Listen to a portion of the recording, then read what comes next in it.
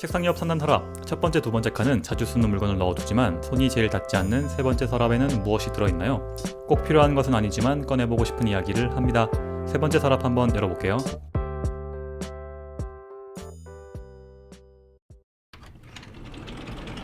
반갑습니다. 안녕하세요. 잘 지내셨죠? 네. 지난주에 한 주 쉬었는데 네. 한 주 쉰 것 치고는 저는 개인적으로 체감이 엄청 오랜만인 것 같거든요. 네. 안 그래요? 아, 나는 지난주에 본 줄 알았어요. 무슨 지난주에 쉬었잖아 우리. 어떻게 봐. 그냥 본 줄 알았어요. 맨날 아. 이렇게 보다. 근데 오늘은 좀 늦게 봤잖아요.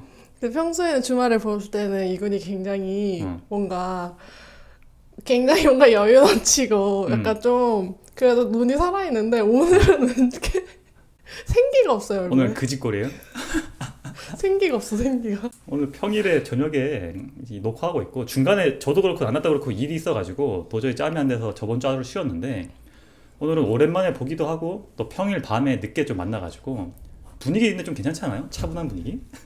되게 차분한데 너무 차분하다 아, 못해 너무 좀 다운됐구나. 다크한 분위기가 아. 좀 느껴지는 것 같은데. 저는 개인적으로 마음에 드는데 어쨌든 오늘 또 열심히 해봐야죠. 오랜만에 만났으니까. 네.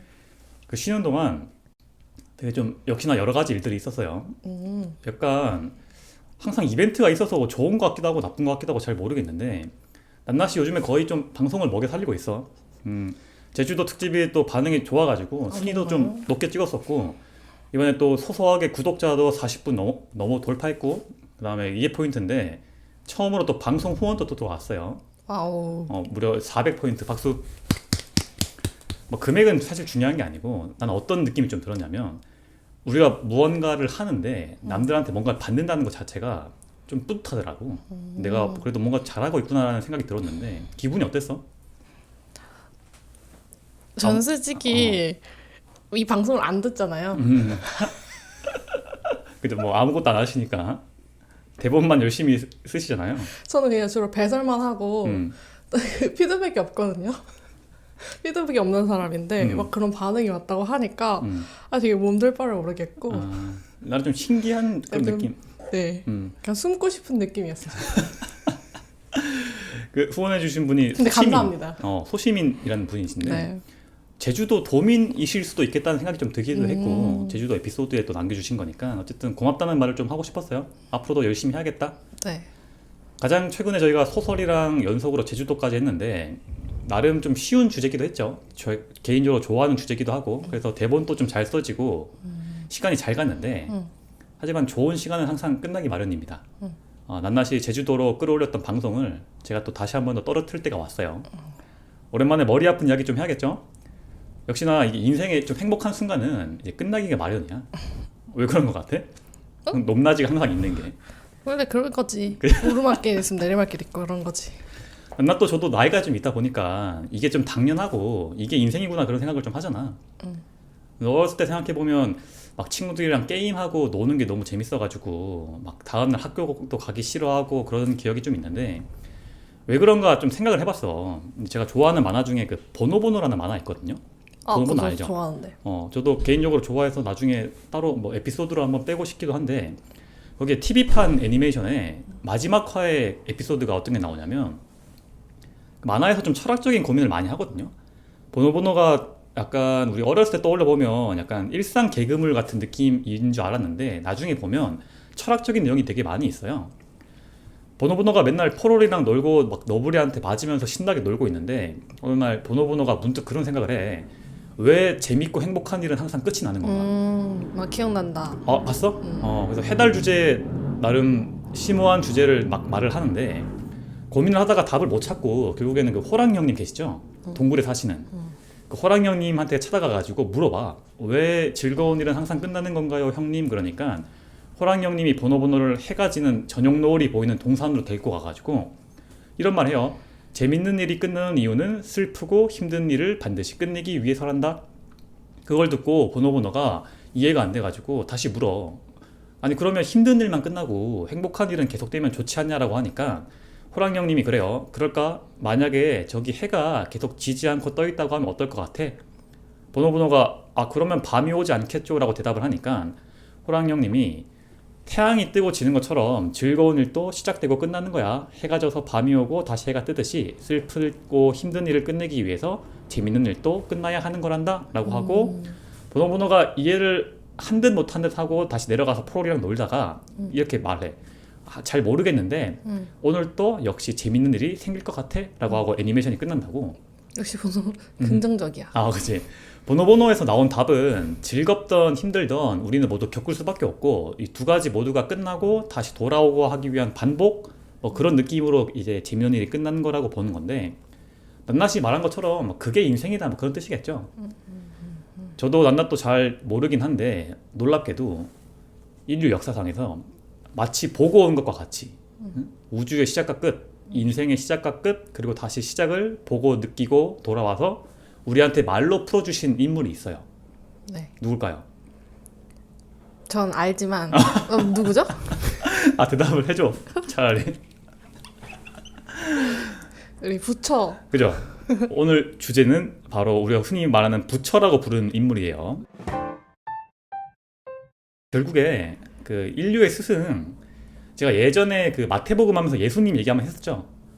그때 이제 4대 성인을 얘기했었는데 오늘은 그 2탄쯤이라 보면 되고. 그러니까 저는 좀 약간 억울한 게 성경은 굉장히 빨리 시작했잖아요. 근데 그걸 위해 불교가 너무 늦게 나온 게 불교 신자들이 억울하지 않을까요?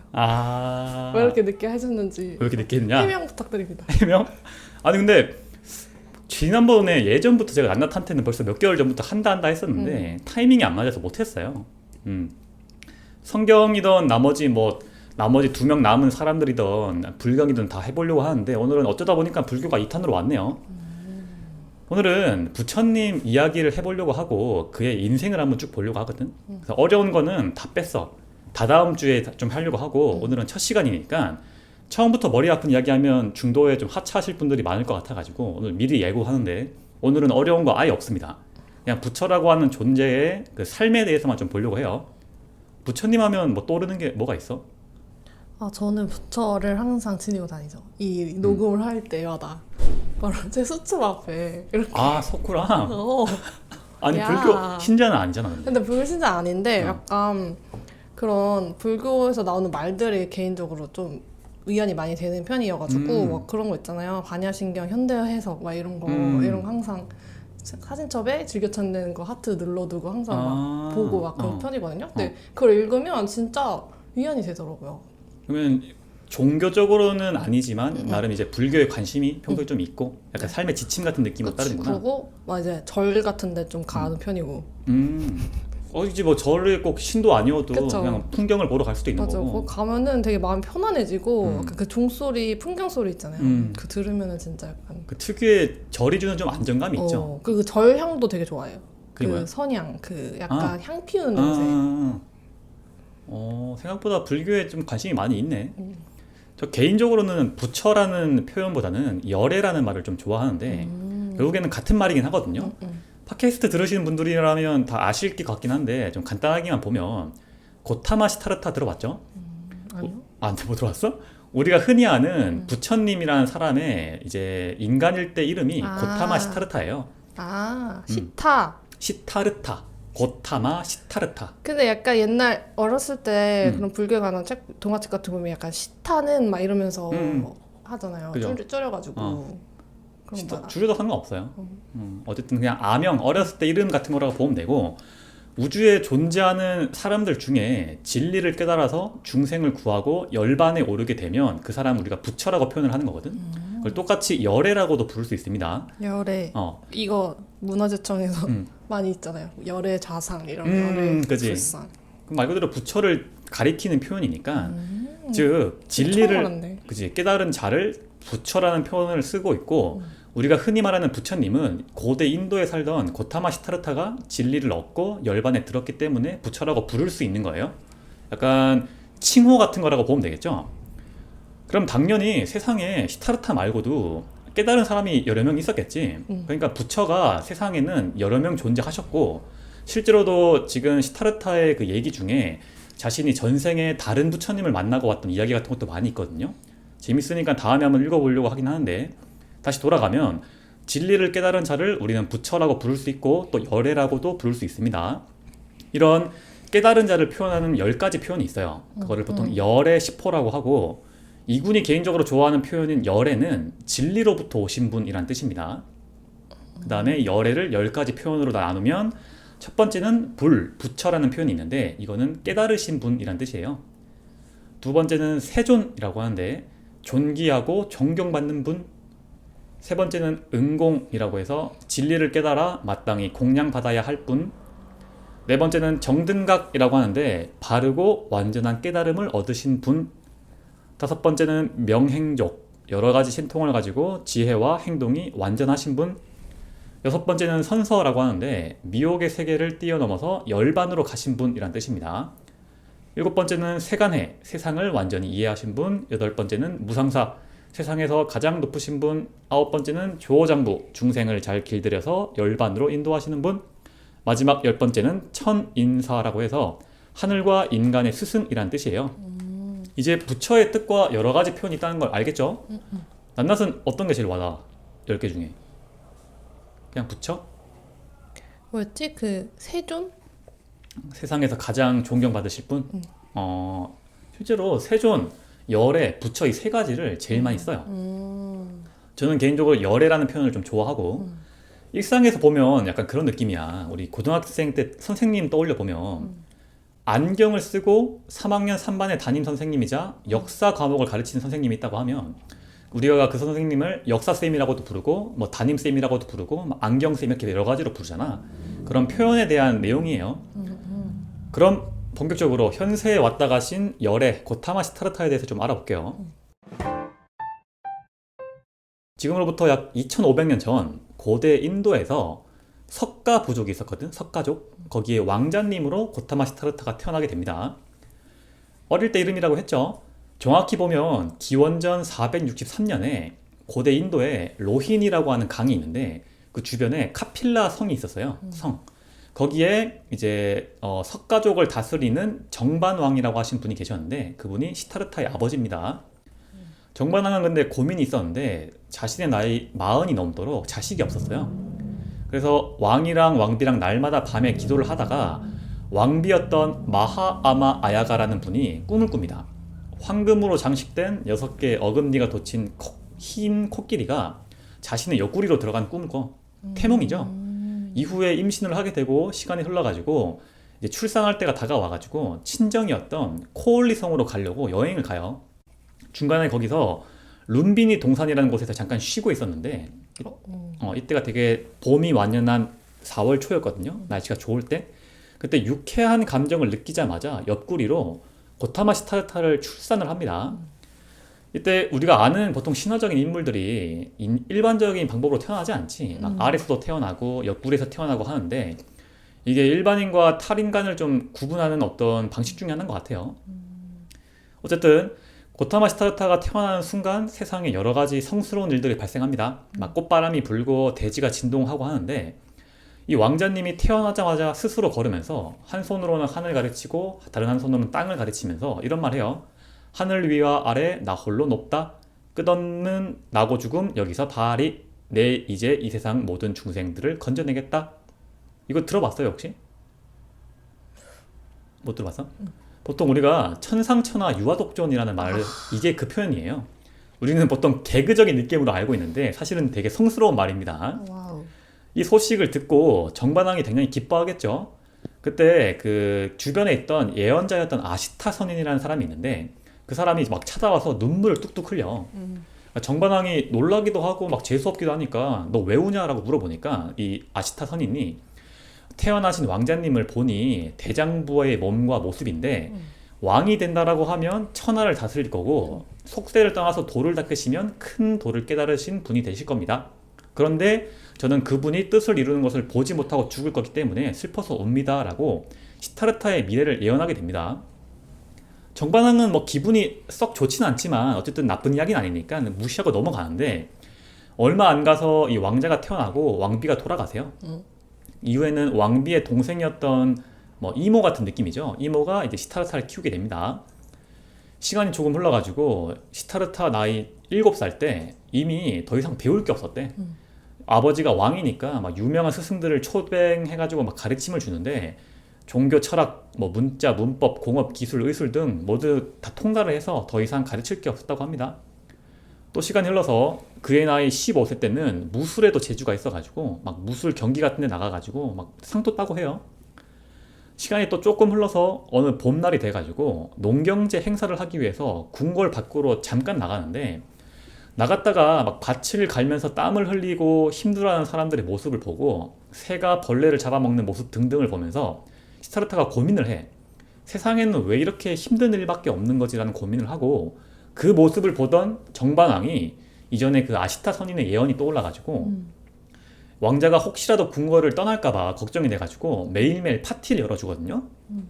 말 그대로 혼을 쏙 빼가지고 정신을 못 차리게 하겠다는 건데, 시타르타도 실제로 잠시 동안 그 파티에 빠져가지고 막 그 클럽 가서 놀고 하면서 잠시 정신을 놔. 근데 이후에는 17살에 아쇼다라고 하는 아름다운 여인과 결혼까지 해가지고 실제로 아들을 출산을 하거든요. 그러니까 부처님이 보면 인간적인 생활을 거의 다 하고 나서 출가하신 거라고 보면 돼요. 되게 안정적인 좀 코스를 달리고 있는데, 그러나 매일매일 즐겁지가 않고 방에 홀로 앉아가지고 고민하는 시간이 많았대.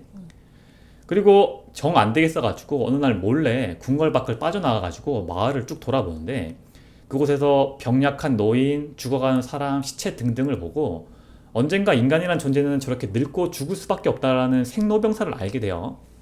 그리고 얼마 지나지 않아서 드디어 정반왕을 찾아가서 쇼부를 봅니다. 아버님한테 가서 언젠가 사람은 반드시 헤어지기 마련이고 부모와 자식도 마찬가지입니다.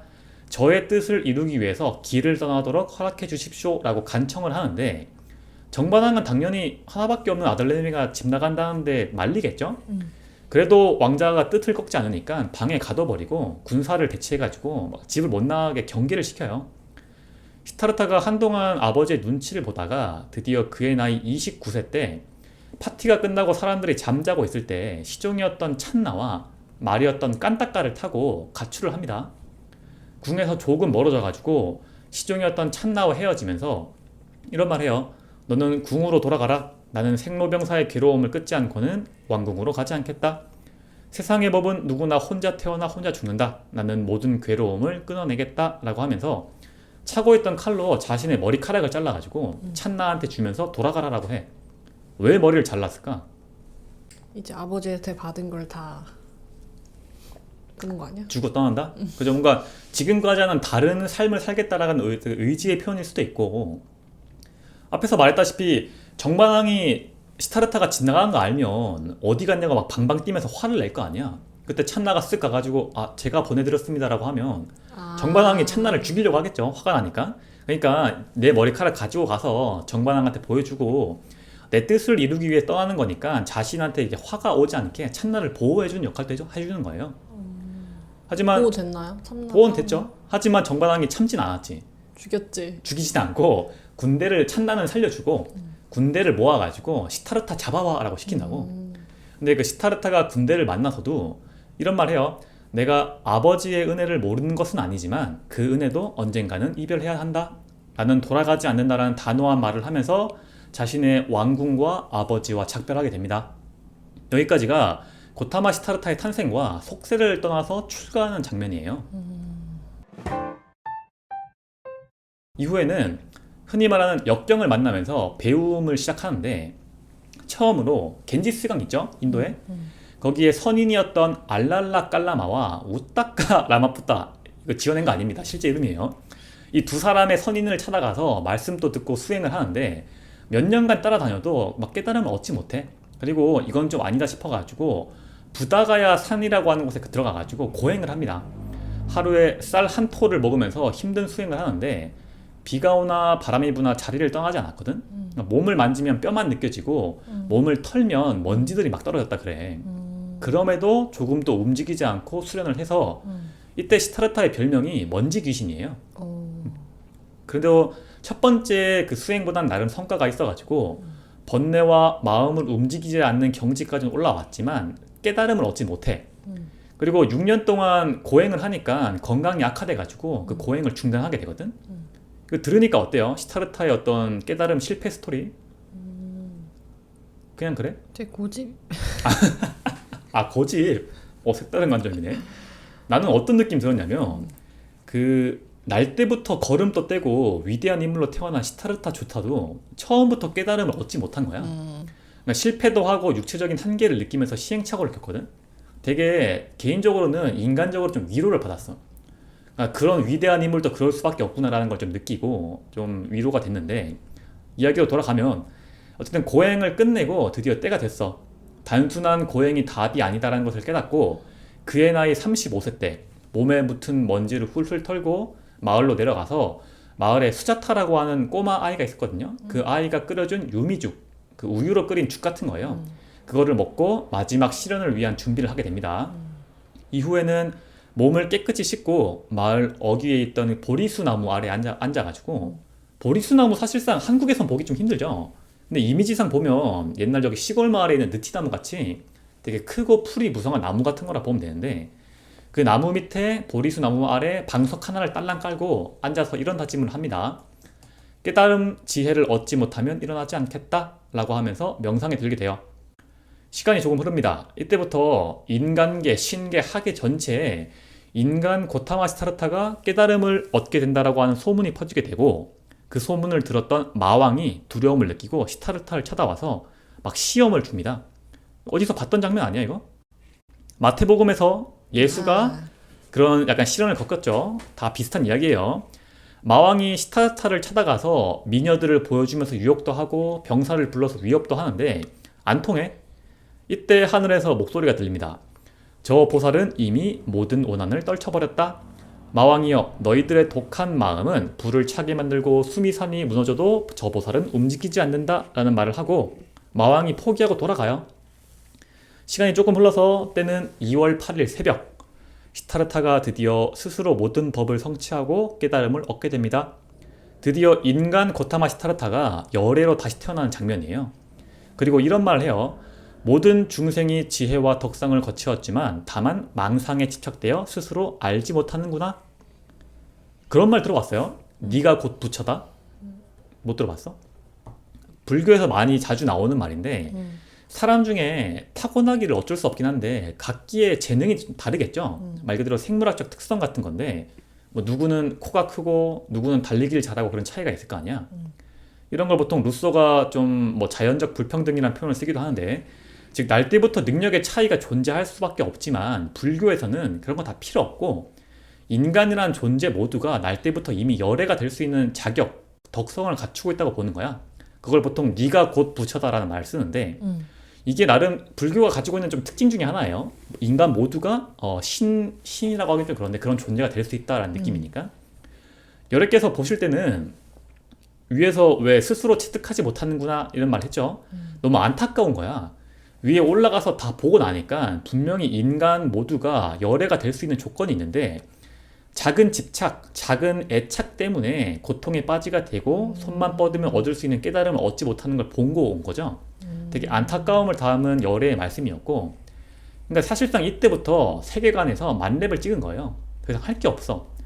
할 게 없고 뭐 경험치도 필요 없고 하니까 뭐하지 하면서 어슬렁어슬렁 동네를 막 돌아다니는데, 그때 그 열애의 모습을 본 사람들이 거룩한 용모에 빠져가지고 막 공양을 바쳐요. 옷도 막 바치고 음식도 바치고 하니까 열애께서 그 사람들을 보고 너희들은 기특하다.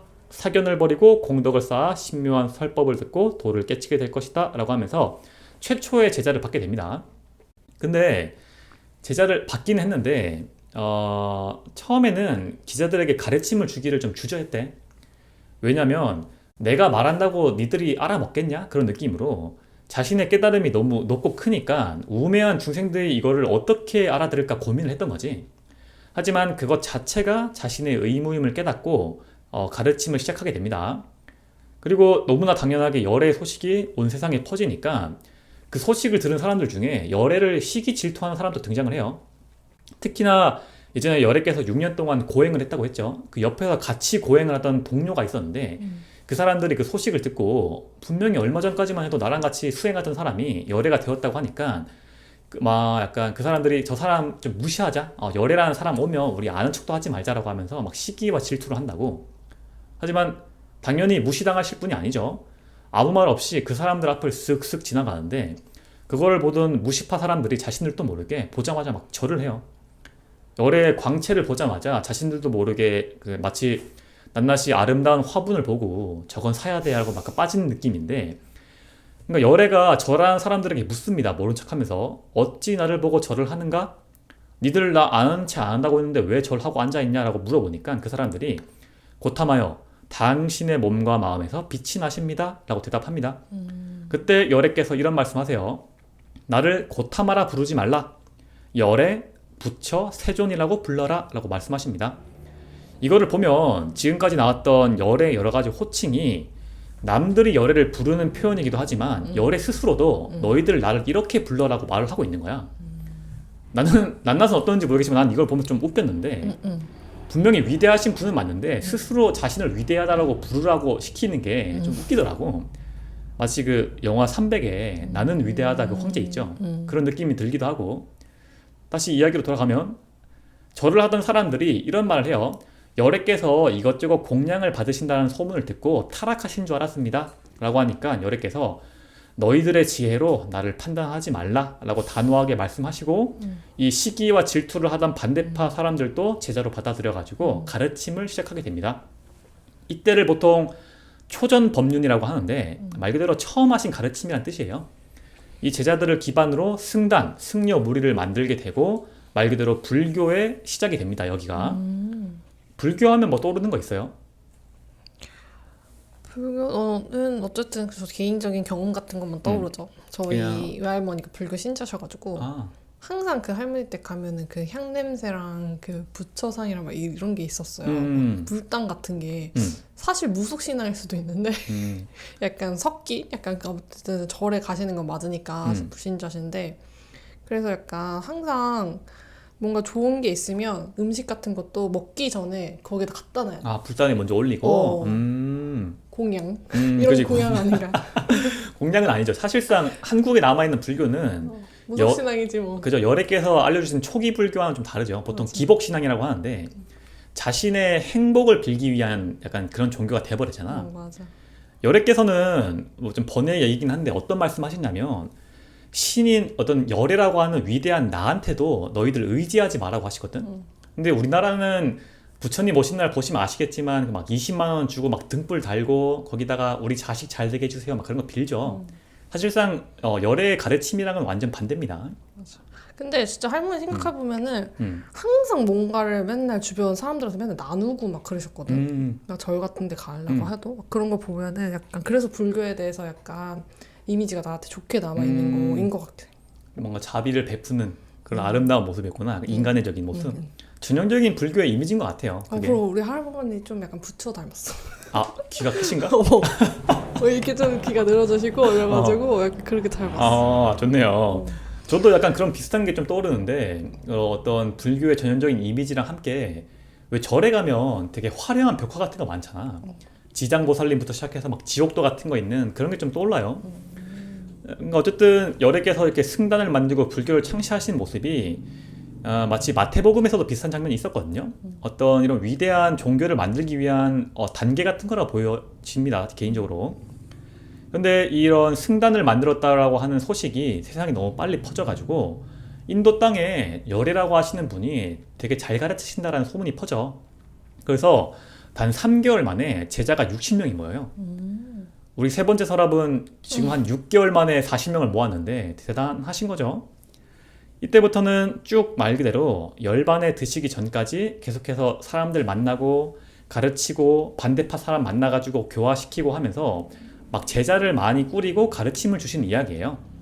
여기부터가 불교에 대한 근본적인 내용일 텐데 앞에서 말했다시피 오늘은 그런 거 다 뺐습니다. 머리 아픈 거는 다 다음 주에 하려고 하고 오늘은 좀 개강 첫날 같은 느낌이죠. 첫날부터 빡세게 들어가면 중도에 탈락하실 분들이 있을 거니까 그의 생애에 대해서만 좀 볼게요. 시간이 조금 흐릅니다. 어느덧 열애의 제자 무리가 수천 명이 돼요. 그쯤에서 열애께서 빨간 파란 딱지 붙으셨나요? 파란 딱지가 뭐야? 그 SNS에 팔로우 많으면 붙는 딱지 있잖아. 아, 인플루언서? 그죠? 약간 실버 버튼, 골드 버튼 받은 느낌인데 열애께서 이쯤 돼가지고 내가 고향에 한번 가야겠다라는 결심을 합니다. 앞에서 기억날지 모르겠는데 내가 깨달음을 얻기 전까지는 돌아가지 않는다라고 다짐했죠. 그 말은 깨달음 얻으면 돌아가겠다는 말이니까 카필라 성으로 가려고 준비를 해요. 아버지를 만나러 가야 하는데 제자들이 물어봐요. 열애께서 왜 집에 안 가시는지 물어보는데 이렇게 대답하세요. 니들 가르친다고 바빠서 못 갔다.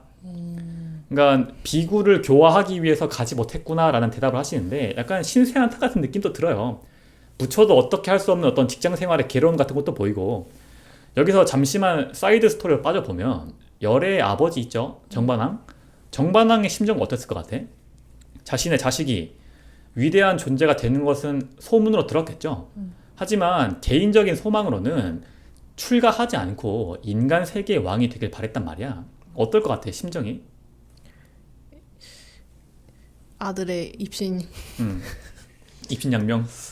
아, 근데 근데 자신의 약간 소망과는 자신의 조금 다른. 맞아. 약간 음. 질투도 했을 것 질투? 같은 아, 느낌이 드는데. 정반왕. 정반왕은 뭐 난나처럼 그런가? 그렇게 소심한 사람이 아니어가지고 그래. 그러진 않았대. 그래도 열애의 탄생의 소식을 듣자마자 가장 기뻐했다고 합니다. 오. 어떻게 보면 좀 전형적인 아들 바보 같은 느낌도 들고 그리고 정반왕도 사실은 열의 소식을 간간히 들으면서 간청을 많이 했어요. 집에 한번 들어오세요 오세요 하는데 그걸 다 커트를 하신 거야 열애께서. 사신도 보내고 막 군대도 보내고 했는데 그 사신과 군대조차도 다 열애의 제자가 되었다고 합니다. 그런 식으로 한참 서로 줄다리기를 하다가 정반왕이 마지막 강수를 둬 마지막 사신을 보내서 노래를 부르게 시키거든. 왜 사면초가라는 사자성어 들어봤어요? 전쟁 중에 아무리 압박해도 항복하지 않던 초나라를 노래를 불러가지고 이렇게 감정을 동해서 항복시킨 이야기가 있잖아. 그런 이야기처럼 부처에게 노래를 부르는 사신들을 보내가지고 이런 노래를 불러요. 열애여, 나무는 이제 단풍이 들었고 가지마다 열매가 맺었습니다. 낡은 잎사귀가 떨어집니다. 고향 사람들이 애타게 기다리니 저 강을 건너가십시오 라는 노래를 부르고 그 노래를 듣던 열애가 결심을 하고 집으로 갈 준비를 합니다. 드디어? 이후에는 뭐 정반왕은 당연히 막 음식도 많이 하고 청소도 열심히 하는데 열애가 궁에 들어가요. 정반왕 입장에서는 하나밖에 없던 왕자가 집을 나간 상황이니까 어쩔 수 없이 자신의 대를 잇기 위해서 그 친척이었던 난다라고 하는 아이를 데리고 와가지고 왕자 수업을 하고 있었거든. 근데 그때 열애가 난다의 집에 쓱 찾아가가지고 인사를 함과 동시에 난다가 열애의 제자가 되어버려요. 말빨로 구워 삶아가지고 인사를 했을 뿐인데. 인사를 쓱 하고 그러니까 사실은 세부적인 이야기가 있는데 그건 뺐어. 야. 그러니까 약간 그 바리떼라고 해가지고 보자기 같은 것들을 난다의 집 앞에 두고 그냥 떠나버려요. 난다가 그걸 보더니 궁금하니까 열애를 찾아갈 거 아니야. 그 짓을 몇 번을 반복하다 보니까 난다가 자기도 모르게 제자가 되었다더라. 그런 내용이 있습니다. 근데 다 빼버렸어요. 그 다음은 누굴까요? 열의 인간 세계의 아들이었던 라훌라 기억나죠? 그 라훌라한테도 쓱 찾아가가지고 말빨로 구워 삶아가지고 제자로 만들어버립니다. 라울라는 왜 그 왕 수업 안 듣고? 라울라는 나이가 어리기도 했고 정반왕이 그 약간 스토리가 있는데 난다라고 하는 아이 자체가 인간계에서 되게 뛰어난 인물이었어. 그래서 그냥 왕자로 만들려고 했던 것 같아요. 피리 부는 사나이처럼 이제 사람들을 막 제자로 만들고 있으니까 이걸 보던 정반왕의 심정이 어땠을까? 좀 당황스럽겠죠? 아들 한 놈 있는 거 사라져가지고 집 나간 것도 서러운데 다시 와서 뭐 하나 봤더니 궁궐 사람들을 다 데리고 가고 있는 거야. 그러니까 정반왕이 정 안 되겠다 싶어가지고 깜짝 놀라서 찾아가서 이런 간청을 합니다. 열애여, 은혜를 베풀어 주sob소. 열애께서 집을 떠나고 저는 굉장히 괴로웠는데 난다도 라울라도 다 떠난다고 하니까 제가 괴로워서 견딜 수가 없습니다. 그러니 부디 부모의 허락 없이는 출가하는 것을 금지시켜 주십시오 라고 되게 인간적인 부탁을 해요. 막말로 열애는 깨달은 사람이니까 이해한다라고 해도 주변에서 사람이 막 하나씩 없어지면 슬플 거 아니야. 그런 것들을 인간적인 간청을 하게 되고 열애가 이것을 듣고 인정을 해줘요. 그래서 실제로 그 뭐 법도라고 하긴 좀 그런데 불교의 규칙 중에 나이가 어린 아이를 부모의 허락 없이 출가시키는 게 금지되어 있습니다. 이후에는 정반왕에게 인사를 하고 다시 전국을 떠돌아다니면서 가르침을 행하시는데 시간이 더 조금 흘러요. 아버지였던 정반왕이 사망할 때가 되었습니다. 열애께서 신통력으로 이것을 알고 찾아가셔가지고 정반왕 머리맡에 앉아가지고 설법을 해주십니다. 아버지, 부왕이시여 모든 근심 걱정을 놓고 부왕의 높은 덕과 행업은 조금도 결함이 없습니다. 무엇이 근심입니까? 사람의 명은 반드시 끝이 있사오니 부디 안심하십시오라는 말과 함께 부왕의 이마를 만지자 정반왕이 스르륵 숨을 거두게 돼요. 그리고 부왕이 죽고 난 다음에 장례식에 직접 참석을 해가지고 관도 들고 화장도 하고 다 그런 행사를 참여하십니다. 이걸 보면 열애라고 하는 인물이 인간적인 도리를 저버렸던 사람은 아니에요. 흔히 말하니까 해탈했으니까 인간 세계에 관심 끊고 무시하겠다 그런 게 아니고 연기 들어봤어? 연기? 연기설? 보통 쉽게 말하면 좀 인연 같은 건데 이게 이것이 있기에 저것이 있고 저것이 있기에 이것이 있고 모든 것은 원인과 결과가 있고 이런 불교의 핵심 사상 중에 하나거든. 그것들을 보면 열애 또한 위대한 깨달음을 얻긴 했으나 분명히 정반왕과 어머니의 힘으로 세상에 태어났죠. 그리고 출가하기 전까지 아버지의 어떤 양육으로 목숨을 유지했단 말이지. 그러니까 이런저런 그물같이 이어져 있는 인과관계 같은 것들을 무시하는 게 아니라 최소한의 의무를 하되 다만 집착하지 않는다는 느낌으로 봐야 돼. 그리고 보통 불교하면 그냥 속세를 떠나가지고 세상에 관심 없고 그런 걸 떠올리는데 그런 건 아닙니다. 막연하게 세상에 따라 손대라 그런 게 아닌 거죠. 아버지께서 돌아가시게 되고 이후에는 열애의 나이 80살까지 끊임없이 제자들을 가르치면서 세상에 가르침을 전파하시게 돼요. 그리고 그의 나이 80살 5월에 흔히 이런 말을 하거든요. 삼매에 들어 열반에 들었다. 여래께서 어느 날 수천 명의 제자가 있다고 했잖아. 그 중에서 안한존자라고 하는 제자가 있거든. 부처께서 수많은 제자들 중에 나름 아끼고 말을 잘 들었던 10대 제자가 있어요. 12사도 같은 느낌이죠. 그때 열애께서 안한존자를 불러가지고 이런 말씀 하십니다. 안한다여, 나는 이제까지 모든 진리를 가르쳐 왔다. 내 나이가 어느덧 80이구나. 낡은 수레가 힘겹게 움직이듯이 나 또한 그렇다. 떠날 때가 되었다라고 말씀하시는 거죠. 급하게 모든 제자들을 집합합니다. 제자들을 눈앞에 두고 마지막으로 이런 말씀하십니다. 이제 때가 되었구나. 너희들 방만하지 말고 끊임없이 정진하라 라는 말을 끝으로 열반에 드시게 돼요. 여기까지가 인간 고타마 시타르타로 태어나서 열애가 되어서 열반에 드신 부처님 이야기였습니다. 어떻게 들었어요? 굉장히 예수의 그거보다는 짧다. 짧다? 너가 되게 간략하게 잘 했네요.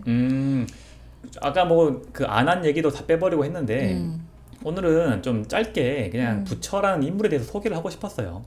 왜냐? 다다음 주에 어려운 거 할 거니까 미리 머리 아플 필요 없잖아. 그냥 불교의 얼마나 어렵길래 이렇게. 그 정도는 아닌데 그냥 뭐 미리 좀 멍석 까는 거죠. 네. 불교 프리퀄 느낌으로 열애의 생애를 짧게 한번 봤고 나 개인적으로는 좀 그게 궁금했네. 열애던 예수던 삶에 대한 후대의 이야기에 꼭 신화적인 요소가 들어가잖아. 쌀 한 톨로 막 6년을 버티고 악마와 만나고 이런 것들이 나오는데 어떤 느낌이 들었어? 그런 거는 일단 그러니까 좀 와전되지 않았을까? 조그만한 거가 부풀려거나 막 그런 후대에 식으로. 잘못 전해졌다? 있기는 있었는데 그런 게 비슷하게 어떤 사건이 있었는데 이게 점점 전해지고 전해질수록 그래도 막 우리 가오가 있지. 그래 가오가 있지. 이러면서 이렇게 신도들이 좀 부풀리고 이런 식으로 한 면이 없지는 않지 않을까. 저도 비슷하게 생각하고 종교라는 것이 이게 덩치가 커지다 보면 어쩔 수 없는 그 지도자를 신격화할 수밖에 없는 것 같아요. 위대한 인물이다라고 좀 떠올릴 수밖에 없는 것 같고 그럼에도 불구하고 개인적으로 어떤 게 좀 싫었냐면 예수도 열애도 모두 진리와 지혜를 주는 좋은 말씀을 해주신 게 맞죠. 위대한 사람이라고는 분명히 인정할 수밖에 없는데 그런 마음과는 반대로 위에 나왔듯이 뭐 날 때부터 걷고 뭐 쌀 한 톨로 6년 버티고 등등 너무 좀 아쉬웠어요. 그러니까 좋은 말을 많이 해주시는데 약간 오게티 같은 느낌이 좀 드는 거지. 약간 사짜 같은 느낌이 들었어. 그냥 그랬습니다. 뭐 제가 종교가 없기 때문에 그런 거긴 할 텐데 그런 위대한 인물에 굳이 그런 이야기를 붙였어야 할까라는 생각을 좀 해봤어요. 어쨌든 오늘은 인류의 스승이자 역사상 위대한 인물 4대 성인 특집 2탄이었고 이번 주는 조금 가볍게 달려봤고 다다음 주에는 불경을 한번 읽어보려고 하거든요. 네. 불경을 하나 쭉 읽어볼 테니까 예전에 마태복음처럼 전체적인 이야기를 좀 간추려서 갖고 와볼게요. 1탄에는 끝나지 않을 것 같고 한 2부작쯤 될 것 같습니다. 그리고 다음 주에는 나나씨 제주도 2탄 준비하고 있죠? 네. 그리고 그 다음 주에 저는 세상의 진리를 퍼뜨리는 천기누설을 준비해가지고 돌아오도록 할게요. 오늘은 좀 짧게 끝낼게요. 오랜만에 만났으니까. 듣느라 고생 많이 했습니다.